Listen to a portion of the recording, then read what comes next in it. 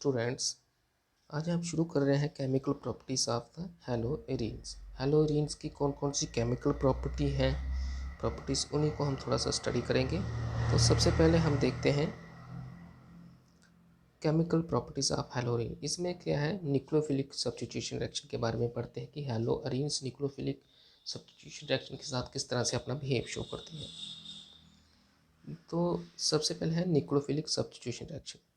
अब ये बोलते हैं कि haloarenes are extremely less reactive toward the nucleophilic substitution reaction due to the following reason. अब ये बोलते हैं कि जो हमारी हेलोरीन्स होती हैं वो न्यूक्लियोफिलिक सब्स्टिट्यूशन रिएक्शन क्या है, बहुत ही कम शो करते हैं, बहुत ही कम रिएक्टिव होती है। किस रिएक्शन के लिए? Nucleophilic substitution reaction. बहुत ही कम बिहेवियर शो करते हैं। अब ये उसका रीज़न देते हैं। कौन सा रीज़न है? फर्स्ट रीज़न क्या है कि रेजोनेंसिंग इफेक्ट, रेजोनेंस इफेक्ट कि रेजोनेंस इफेक्ट की वजह से भी जो हमारे हेलोरीन्स होते हैं वो न्यूक्लियोफिलिक सब्स्टिट्यूशन रिएक्शन नहीं देते। तो इसमें देखते हैं, in the haloarenes the electron pair on the halogen atom are in the conjugation with the pi electron of the ring. अब ये बोलते हैं कि अगर हम इसको देखें, हेलोरीन्स को देखें, मान लो कि ये हमारी कोई हेलोरीन्स है, एक बार बना के देखते हैं। जैसे हम इसमें देखते हैं कि ये मान लो कि हमारी कोई हेलोरीन्स है, ओके। तो हेलोरीन्स में जो हमारे हेलोजन लगे होते हैं इस तरह से, तो ये बोलते हैं कि उनके साथ, हेलोजन के साथ, ठीक है, इस तरह से अगर हम इनको देखें, जो हमारा हेलोजन ग्रुप लगा होता है, तो ये बेंजीन के पास जो पाई बॉन्ड होते हैं, इनके साथ अपनी क्या करते हैं, कंजुगेशन शो करते हैं इस तरह से, ठीक है, कंजुगेशन शो करते हैं। उसकी वजह से ये क्या होता है, रेजोनेंसिंग स्ट्रक्चर ज़्यादा शो करते हैं, ठीक है। तो रेजोनेंट स्ट्रक्चर में रहते हैं, उसकी वजह से जो जहाँ पे इलेक्ट्रॉन होते हैं, किसके पास, जो हमारे हेलोजन ग्रुप के पास जो इलेक्ट्रॉन पेयर होते हैं, वो पाई जो इलेक्ट्रॉन होते हैं उनके साथ अपना जो क्या है, रेजोनेंस में आ जाते हैं, ठीक है। तो उसकी वजह से क्या होता है, उसी की वजह से क्या होता है, रेजोनेंटिंग स्ट्रक्चर, बहुत सारे रेजोनेंटिंग स्ट्रक्चर बन जाते हैं। जैसे यहाँ पे हम देख रहे हैं, ये भी रेजोनेंटिंग स्ट्रक्चर है, ठीक है, ठीक है। तो रेजोनेंसिंग स्ट्रक्चर क्या है, ज़्यादा दिखाते हैं। उसकी वजह से क्या होता है,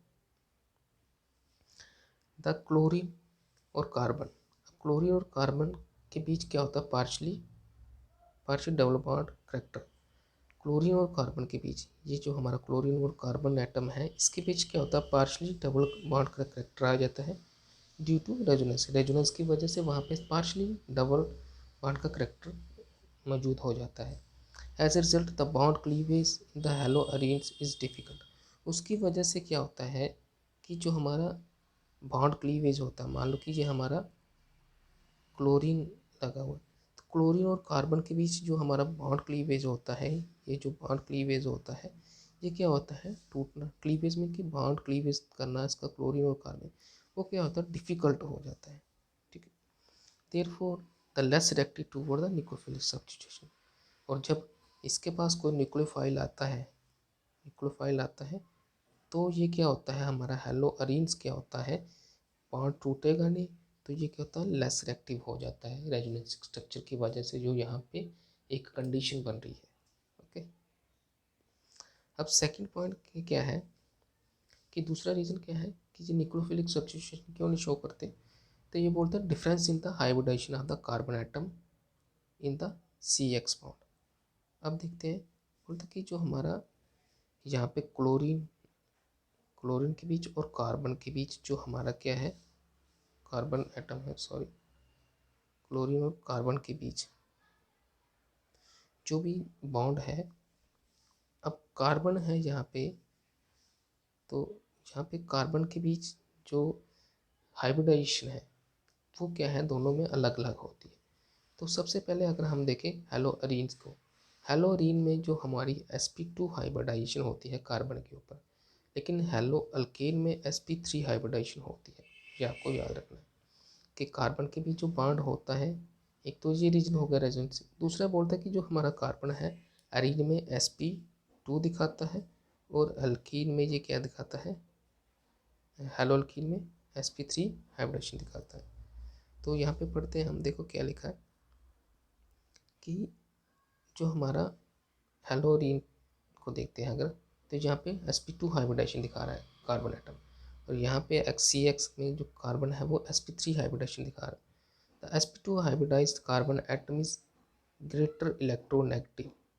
अब बोलते हैं कि जो हमारा sp2 हाइब्रिडाइज्ड कार्बन है, इसकी इलेक्ट्रोनेगेटिविटी क्या होती है, बहुत ही ज़्यादा हो जाती है, and can hold the electron pair CX bond more tightly.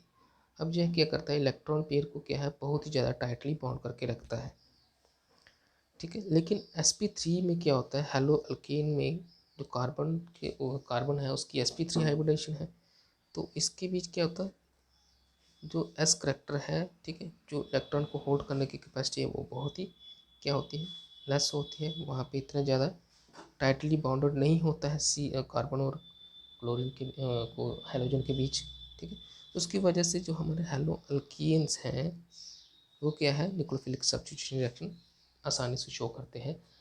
लेकिन हमारे हेलो अरीन्स हैं उस पर sp2 हाइब्रिडाइजेशन होती है, ठीक है, उसकी वजह से वो वहाँ पे इतनी जल्दी से न्यूक्लियोफिलिक सब्स्टिट्यूशन रिएक्शन नहीं दिखाते। ओके, तो ये रीज़न था। अब नेक्स्ट हमारा पॉइंट है, also because of the excessive negative charge at the ortho para position. अब ये बोलते हैं कि अगर हम देखें इनको, कोई भी हमारा हेलो अरीन्स है, ठीक है, अब क्या बोलते हैं कि excess negative character at the ortho and para position. Ortho position और पैरा पोजिशन, आर्थो पोजिशन और पैरा पोजिशन पे एक्सेस नेगेटिव चार्ज हो जाता है, उसकी वजह से भी क्या है, जो न्यूक्लियोफाइल होता है वो अटैक नहीं कर पाता, न्यूक्लियोफाइल अटैक नहीं कर पाता, क्योंकि हेलोरीन्स के बीच क्या है, ज़्यादा नेगेटिव करेक्टर हो जाता है। हमारा न्यूक्लियोफाइल जब उनके पास आता है तो वहाँ पे अटैक नहीं कर पाता है, किसके ऊपर, हेलोरीन्स के ऊपर, उसकी वजह से भी न्यूक्लियोफिलिक सब्स्टिट्यूशन रिएक्शन नहीं हो पाती। ओके,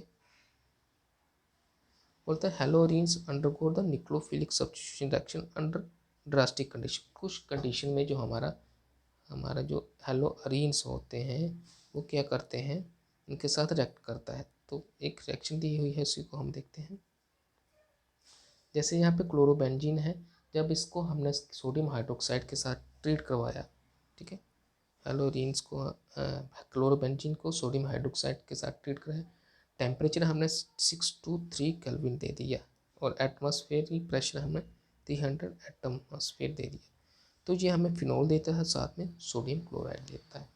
तो ये कुछ कंडीशन में क्या कर जाता है, रिएक्ट कर जाता है, ठीक है। तो ये था आज का हमारा टॉपिक कि किस तरह से हमारे हेलोरीन्स होते हैं वो न्यूक्लियोफिलिक सब्स्टिट्यूशन रिएक्शन नहीं दिखाते, उसके क्या क्या रीज़न है, क्या क्या वजह है, उसी को आज हमने यहाँ पे स्टडी किया। तो थैंक यू, आज के लिए इतना ही।